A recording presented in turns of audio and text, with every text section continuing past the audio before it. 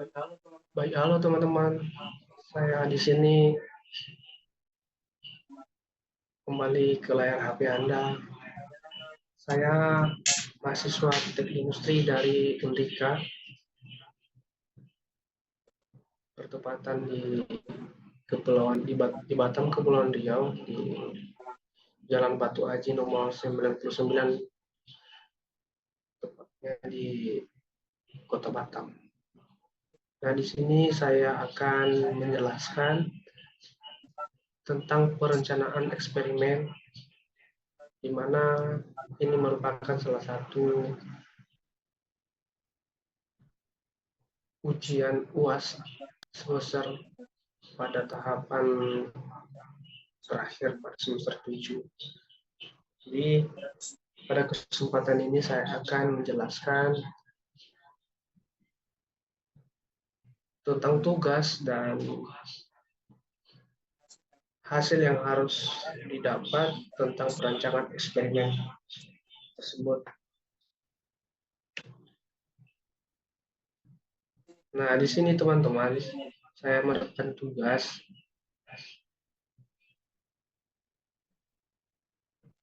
di mana soalnya terdapat di permasalahan 6,9, di mana router digunakan untuk memotong taktik lokasi pada papan sirkuit cetak tingkat getaran pada permukaan papan saat dipotong dianggap sebagai sumber utama variasi dimensi pada taktik. Dua faktor dianggap memengaruhi getaran, ukuran bit A dan kecepatan pemotongan B. Dua ukuran bit 116 dan 18 bit dan dua kecepatan 40 dan 90 rpm dipilih dan 4 papan dipotong pada setiap rangkaian kondisi yang ditunjukkan di bawah ini. Variabel respon adalah getaran yang diukur sebagai vektor resultan dari 3 akselerometer X, Y, dan Z pada setiap papan sirkuit uji.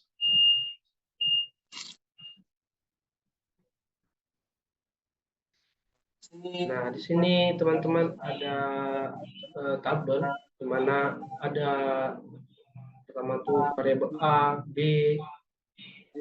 treatment combination, dan replication dari 1, 2, 3, dan 4. Nah, beginilah gambarannya. Di mana A yaitu negatif plus, sedangkan B minus plus plus. Ya. Oke, selanjutnya di mana permasalahan ini ada 3 bagian, yaitu analisis data dari percobaan ini, dan yang kedua buat plot probabilitas normal dari residu dan plot residu versus tingkat getaran yang diprediksi. Tafsirkan plot ini. Yang ketiga itu gambarkan plot interaksi AB, tafsirkan plot ini, tingkat ukuran dan kecepatan bit apa yang akan Anda rekomendasikan untuk operasi rutin. Nah, selanjutnya analisis data. Oke. Untuk analisis data, langkah pertama yaitu memasukkan data ke Word Minitab. Nah, di bawah ini teman-teman dapat nama saya, kasus saya, NPM-nya 21101002. Nah, data dari tabel tersebut yang sebelumnya kita lihat dan pelajari akan dimasukkan ke dalam tabel Minitab tersebut.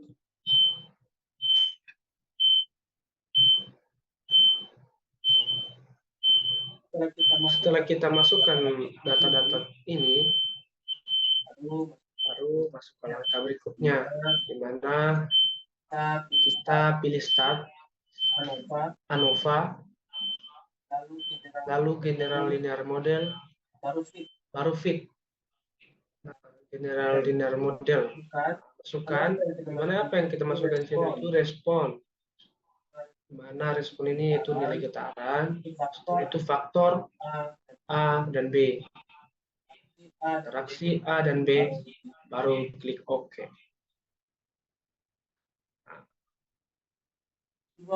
Di bawah ini merupakan langkah-langkah yang harus kita lakukan sesuai dengan yang saya sampaikan sebelumnya, yaitu memasukkan data-data. Harus setelah dimasukkan data, masukkanlah respon faktor interaksi, baru diklik OK, teman-teman. Setelah itu, hasil yang didapat adalah ada di sebelah kiri, yaitu faktor information, itu faktor tipe level values. Yang kedua itu analisis of variance yang didapat di situ. Totalnya itu sekitar 340.000 ADD SS-nya, sedangkan DF-nya 15 ya. Model summary-nya. Nah, di dalam model summary ini berbagai persenan lah. Nah, boleh dilihat seperti ini ada 1,24, RSQ-nya 94,12%, RSQ ADC-nya 93,21%, sedangkan RSQ break-nya 1,09%.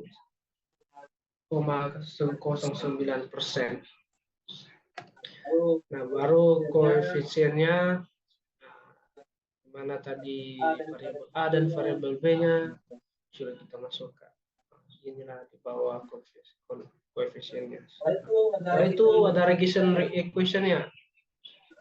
Nah, di sini terdapat steady order ya.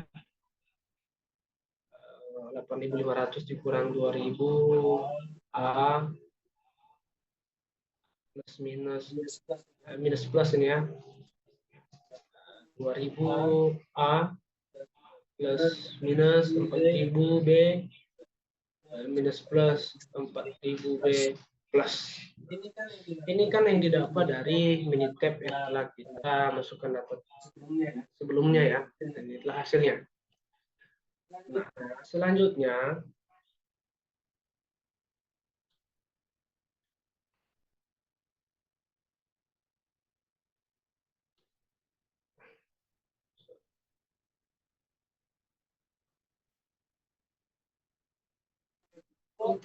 plot probabilitas. Langkah-langkahnya yang kedua tadi ya. Nah, ini pertanyaan keduanya, masalahnya langkah-langkahnya itu di Minitab yang pertama ya, kita pilih start, setelah itu regression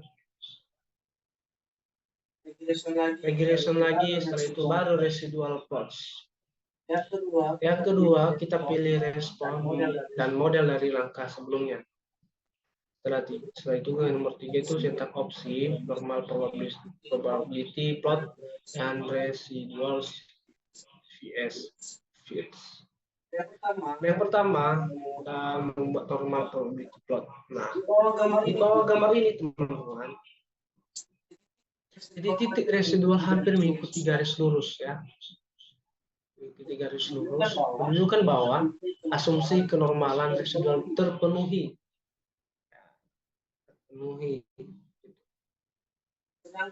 Sedangkan yang sebelahnya itu residual versus fitted values. Nah, di bawah ini teman-teman di dalam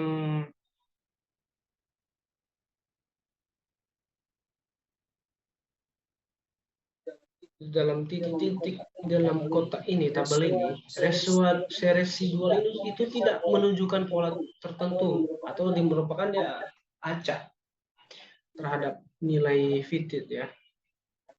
Yang berarti tidak ada masalah heteroskedasitas atau pola sistematik pada model regresi. Nah, begitulah teman-teman perbedaan antara residual dan fitted value ya. Nah, setelah itu bagian nomor 3-nya itu plot interaksi. Ya, langkah-langkahnya yang pertama itu kita pilih start, setelah itu ANOVA, setelah itu interaksi plot. Nah, baru yang kedua kita masukkan itu respon. Dan yang kedua, faktor A dan B sebagai variabel interaksi tadi. Jadi kita masukkan itu. Setelah kita masukkan faktor A dan B, baru kita klik OK. Nah, inilah hasilnya teman-teman. Inilah hasilnya. Berdasarkan interaksi AB di bawah atau di dalam kotak, bahwa tidak ada interaksi yang signifikan antara faktor-faktor yang diuji. Pengaruh satu faktor terhadap respon tidak tergantung pada level faktor lainnya. Nah, begitulah teman-teman untuk penjelasannya. Nah, di mana di sini ada rekomendasi.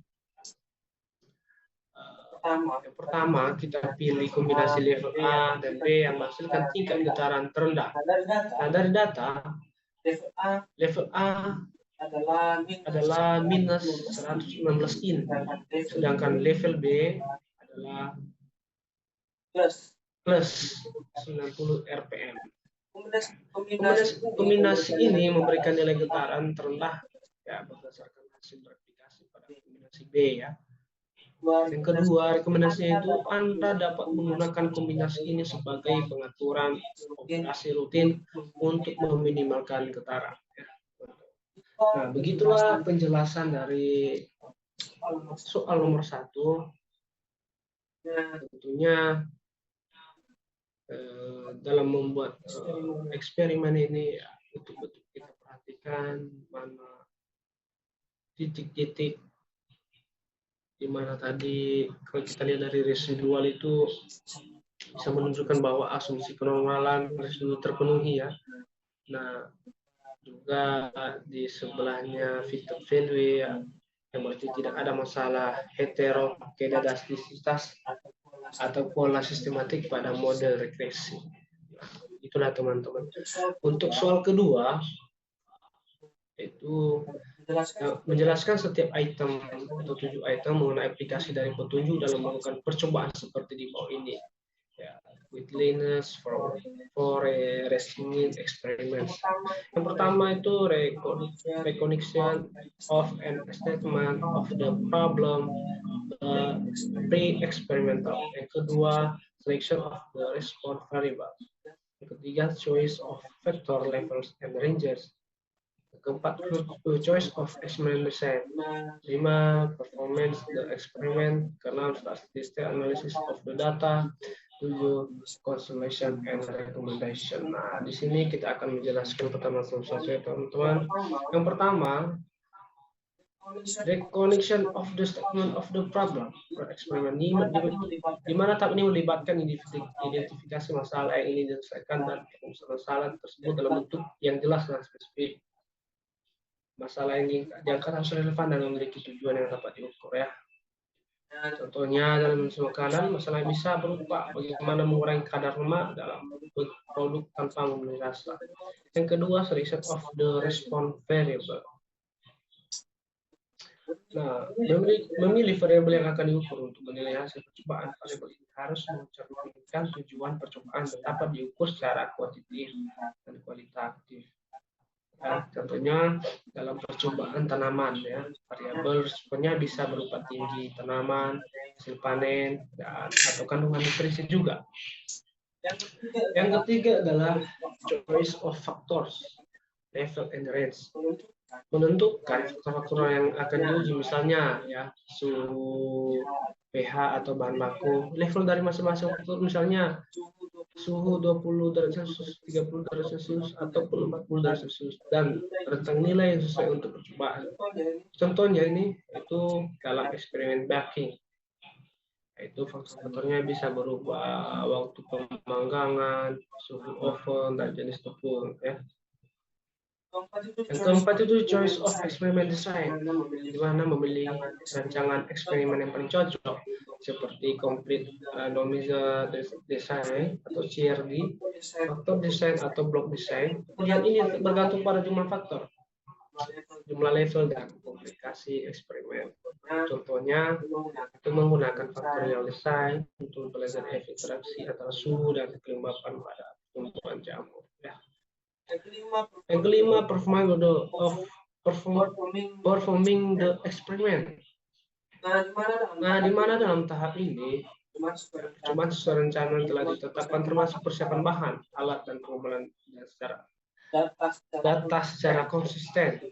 Contohnya melakukan 20 replikasi untuk setiap kombinasi faktor dan percobaan efek pupuk pada tanaman. Yang keenam, statistical analysis of the data. Mengolah dan menganalisis data hasil dengan menggunakan metode statistik untuk mengevaluasi signifikasi hasil teknik analisis bisa mencakup ANOVA test atau regresi. Contoh, menggunakan ANOVA untuk menentukan apakah ada perbedaan signifikan dalam pertumbuhan tanaman berdasarkan jenis pupuk yang digunakan. Yang terakhir adalah conclusion and recommendation. Ya, sini kita menyimpulkan hasil analisis, mengevaluasi apakah tujuan eksperimen tercapai dan memberikan rekomendasi berdasarkan temuan. Ya, tahap ini juga bisa mencakup identifikasi kelemahan dalam eksperimen dan saran untuk penelitian lebih lanjut. Dan contoh ini ya, merekomendasikan suhu optimal untuk fermentasi yogurt berdasarkan hasil percobaan. Nah, demikian hasil dari presentasi teman-teman. Saya ucapkan terima kasih. Nah, di sini sedikit saya buka di mana BTEP. Jadi di sini kan kita masukkan data yang tadi, ya. Sini ada datanya. Nah, di atas ini, teman-teman,